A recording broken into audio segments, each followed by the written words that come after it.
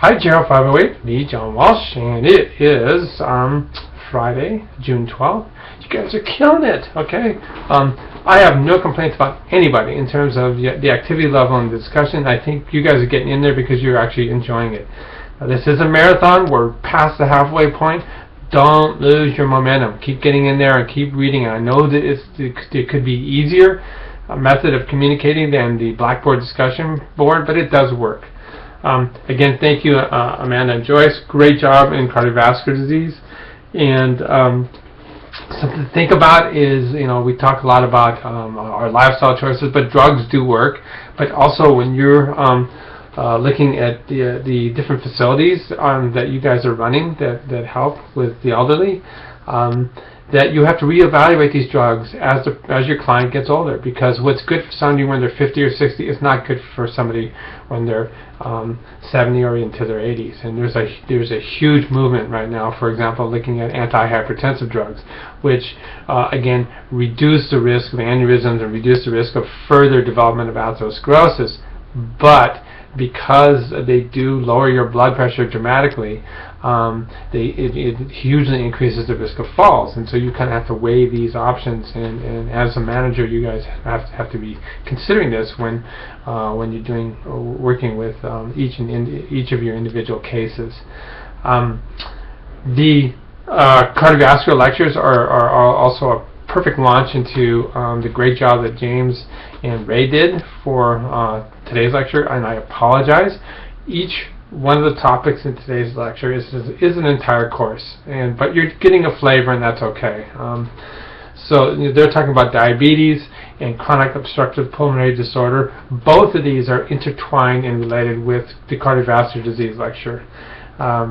Diabetes, as Ray and James indicated, is hugely environmental, but there is a genetic component. If you have a family history of diabetes, then you're at risk. It doesn't mean you're going to have it, but you're hugely at risk. It means you're really sensitive to environmental choices, like having way too much sugar in your diet, way too many carbos. Okay. What happens is by pumping out all of the insulin all the time, okay, and storing it as fat, there are factors released that ultimately cause insulin receptor insensitivity, and it becomes this downward spiral. And when this happens, and once that's set into motion, it's really, really difficult to reverse it.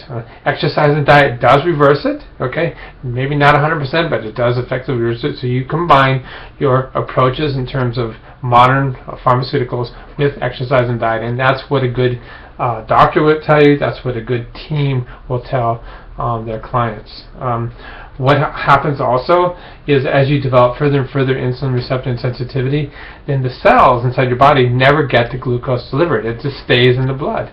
And so then the cells in turn are sending messages, and the brain says, okay, we need to get more glucose because we're all starving. So it sends out glucagon, runs down to the liver, and the liver starts pumping out more glucose, even though you already have way too much glucose in the blood. And you can see that this again becomes this downward spiral of further insulin receptor insensitivity. And then what happens is you candy coat all these proteins, the immune system flips out, because it's not supposed to have candy coated proteins, and it mounts this humongous inflammatory response. And there's your link now to cardiovascular disease. And so it all goes hand in hand.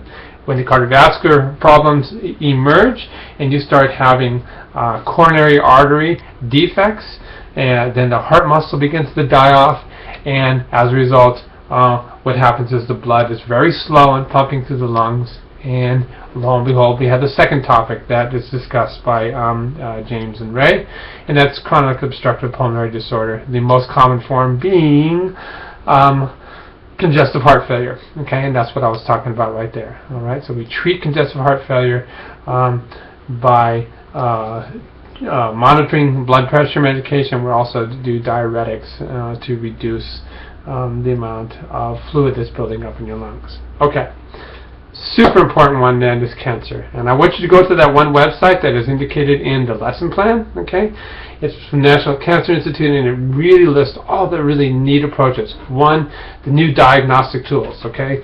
Being able to target the mutation, the chromosomal abnormalities that you have as a cancer patient means that we can start developing individualized therapy, not the old-fashioned chemotherapy, radiation therapy, but more unique and modern approaches like antibody therapy, therapies attacking the metabolic machinery, okay, and these kind of stop-check proteins that decide growth or no growth. This is the new way, really. So get in there and take a look at it. Really, really cool stuff. I thank you, Maren, for opening up about your personal story. Really, really difficult. My wife was diagnosed with chronic lymphocytic lymphoma and leukemia about 1.5 years ago.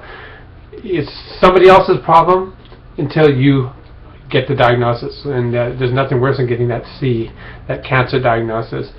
And the new approaches that are emerging from modern science are amazing. Again, using the unique antibody surfaces for breast cancer. The first one that came out of the block was the HER2 positive a gene, and developing the Herceptin antibody that would then target that and force the immune system to come in and attack these cancerous cells. And the same approach is being used now for lymphoma and leukemia. My wife has a B-cell lymphoma, and so the approach now is to look at these unique surface proteins on the top of the B cells. CD20 is the current one right now, and again, the antibodies will fix itself to the cancer, and then the immune system follows and attacks. And there's all these new methods of really amping up the immune system. It's really, really cool stuff. Okay. Lastly, The Emperor of All Maladies. The most amazing series you will ever see in your life. It's a must-see. I've put the YouTube link. I'm also giving you the PBS link. The one YouTube I put up was just the 2 hours. It's a 6-hour series. It's the best 6 hours you'll ever spend in your life. Please take the time and watch it. Okay, guys. Keep kicking ass, okay? And I will see you next time.